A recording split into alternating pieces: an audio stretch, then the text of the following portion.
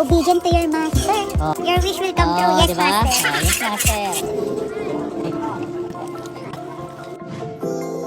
Hi guys! So for today's video, andito tayo ngayon sa Sensoji Temple sa Asakusa. Pagdating pa lang namin, nakita ko na kaagad yung mga charms, kaya hindi na ako nagpahuli. Bumili kaagad ako ng para sa relationship. Yan yung pink sa yung green. Ayan, ito yung binili natin kanina. Doon yung sa mga charms. So, gusto mo ng good relationship, ito yon. So, ito yung i-keep ng girl at ito naman yung para sa boy. Dumadami na ang tao na pumupunta sa temple, kaya kailangan natin i-prepare ang sarili natin.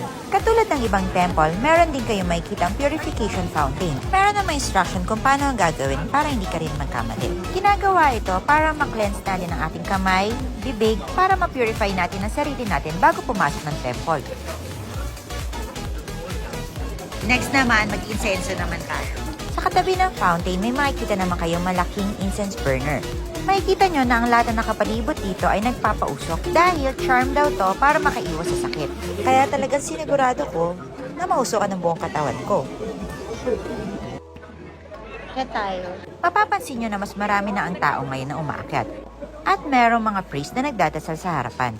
Common practice nila before ka mag-offer ng prayer, magbabaw ka 2 times and clap 2 times. At ang alam ko, basta galing sa puso mo ang prayer, maririnig to ni Lord kahit nasaang lugar ka pa. And so, tapos na tayo mag-pray sa loob ng temple. Tabasan na tayo. Para matry natin ang fortune telling nila, kailangan lang natin mag-donate na 100 yen. Ito ang tinatawag na omikuchi, also means sacred blood, at ito ay nasa papel or wooden stick. Pwede kang makakuha ng good fortune at syempre bad fortune. Obedient to your master. Oh, diba? Your wish will come Oh, true. Yes, diba? master. Oh, yes, master. Ayan, since good fortune yung nakuha natin, hindi na tayo magsasabit dito kasi yung mga nagsasabit lang dito is yung nakakuha ng bad fortune. Para ma-avoid ang bad fortune, susunugin to ng mga priest para ma-burn din yung bad luck. Katapos namin mag-pray na yan, nag-decide na kami mag-ikot-ikot at syempre mag-picture-picture. Ganito nga pala ang itsura sa harapan ng temple. Marami kayong makikitang stall ng food at pwede ring souvenirs. Yan, ikot-ikot tayo dito sa Asakusa.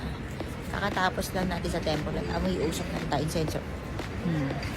Sinusulit na lang namin ang paglalakad at pamamasyal dito sa Asakusa.